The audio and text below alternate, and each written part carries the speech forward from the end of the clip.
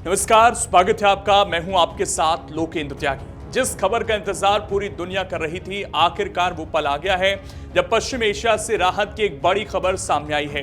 लंबे समय से जारी तनाव, हमलों और जवाबी कार्रवाई के बीच अब शांति की उम्मीद जगी है।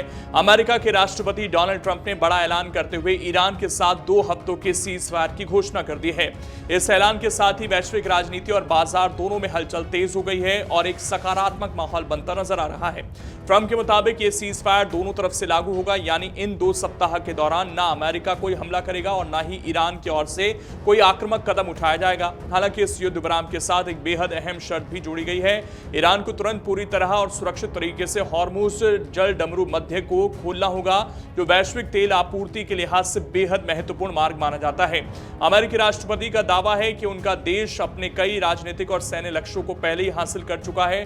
अब फोकस स्थायी शांति समझौतों पर है। उन्होंने यह भी बताया कि ईरान की तरफ से 10 बिंदुओं का प्रस्ताव सामने आया है, जिसे बातचीत के आधार के रूप में लिया जा रहा है। अमेरिका की ओर से भी कई सुझाव दिए गए हैं और दोनों पक्षों के बीच पुराने विवादों के कई मुद्दों पर सहमति बनने की बात कही जा रही है।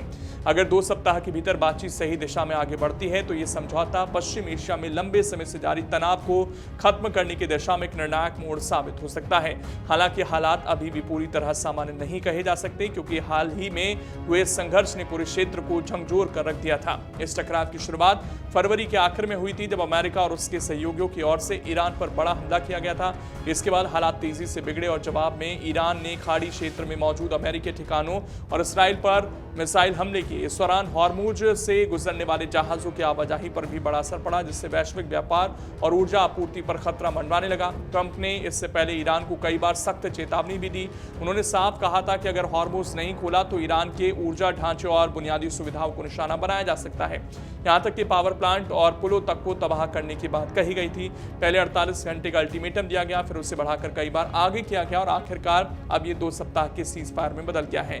दूसरी ओर ईरान ने भी बातचीत के लिए अपनी शर्तें रखी हैं। मीडिया रिपोर्ट्स के मुताबिक ईरान चाहता है कि उस पर लगे सभी प्रतिबंध हटाए जाएं, विदेशों में जमा उसकी संपत्तियां वापस की जाएं और युद्ध में हुए नुकसान की भरपाई की जाए। इसके साथ ही वो क्षेत्र में अपनी रणनीतिक भूमिका को भी मजबूत करना चाहता है। हॉर्मुज में जहाजों की आवाजाही ईरानी सेना के समन्वय से हो, ये भी उसका प्रमुख मांगों में शामिल है। ईरान के विदेश मंत्री ने संकेत दिए हैं कि अगर हमले पूरी तरह बंद होते हैं तो उनकी सेना भी जवाबी कार्रवाई रोक देगी।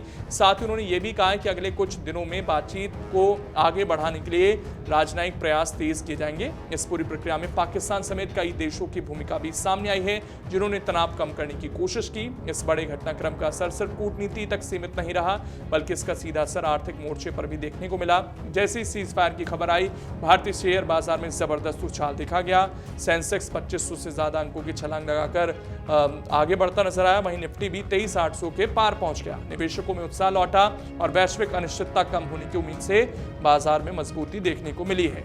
फिलहाल दुनिया की नजरें इन 2 सप्ताह पर टिकी हैं। ये समय तय करेगा कि अस्थायी राहत स्थायी शांति में बदलती है या फिर तनाव एक बार फिर से भड़क उठेगा। लेकिन इतना जरूर है कि फिलहाल के लिए युद्ध की आशंका टली है और शांति की उम्मीद ने एक बार फिर से सिर उठाया है। अगर आप ये वीडियो YouTube पर देख रहे हैं तो हमारे चैनल को सब्सक्राइब कर बेल आइकन दबाएं और Facebook पर देख रहे हैं तो हमारे पेज को लाइक करें।